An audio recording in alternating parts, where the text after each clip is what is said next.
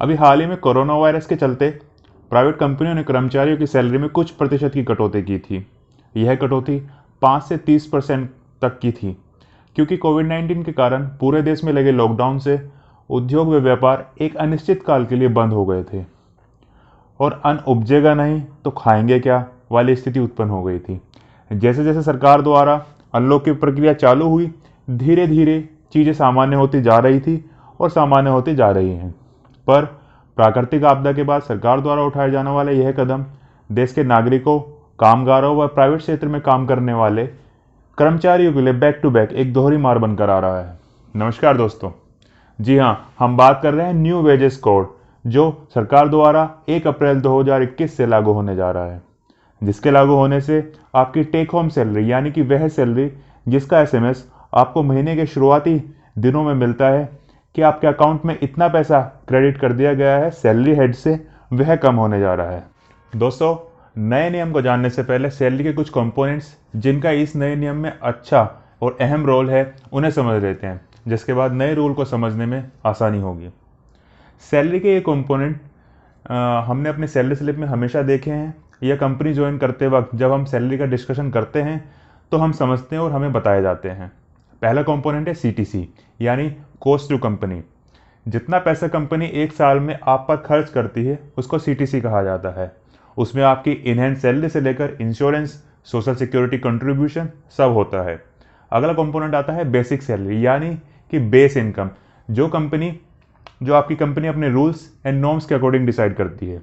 Maximum private कंपनियों में basic salary कम ही रखी जाती है, क्योंकि जितना भी सोशल सिक्योरिटी में कंट्रीब्यूशन होता है वह बेसिक सैलरी से ही डिसाइड होता है।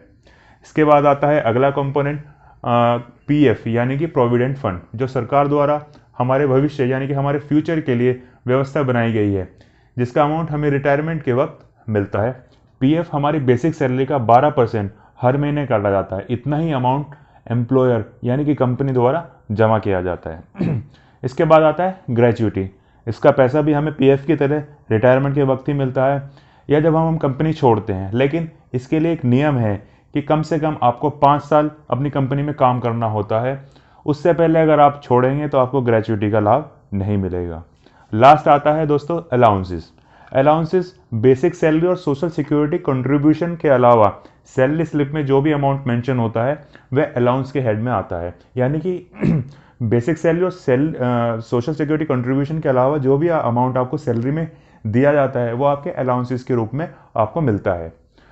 दोस्तों, अब बात करते हैं नए नियम की कि नया नियम क्या है। नए रूल के अकॉर्डिंग आपके अलाउंस का अमाउंट आपके सीटीसी के 50% अमाउंट से ज़्यादा नहीं होना चाहिए।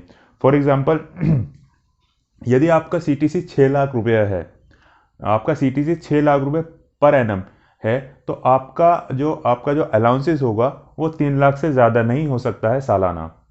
अभी तक व्यवस्था क्या थी कि अलाउंस में कंपनियां 60 से 70% अमाउंट एम्प्लॉय की सैलरी में देती थी, जिससे एम्प्लॉयर यानी कि कंपनियों को सोशल सिक्योरिटी स्कीम जैसे पीएफ और ग्रेच्युटी में अपना कंट्रीब्यूशन कम करना पड़ता था।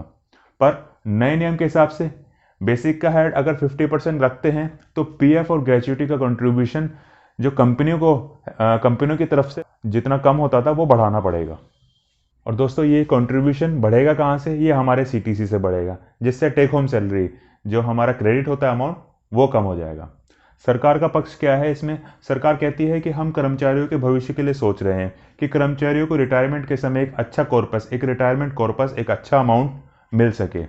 एम्प्लॉय बेनिफिट की अगर हम बात करते हैं, एम्प्लॉय बेनिफिट का इतना ही है कि लॉन्ग टर्म के लिए एम्प्लॉयज़ के लिए बहुत अच्छा है, एम्प्लॉयज़ को बहुत फ़ायदा होने वाला है। लेकिन जो यंग एम्प्लॉय है जिसको अभी नीड है पैसे की, इन हैंड अमाउंट की, वो इससे ज़्यादा प्रभावित होने वाले हैं।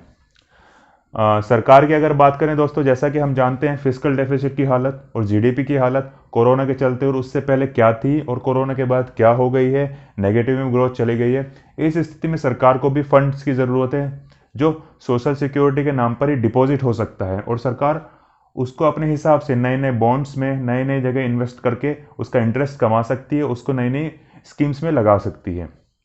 अगर एम्प्लॉयर की बात करें तो एम्प्लॉयर को इस नियम में अगर टेक होम सैलरी सेम रखनी है, पहले जैसी रखनी है, तो एम्प्लॉयर पर 10 से 15% इसका बोझ बढ़ने वाला है।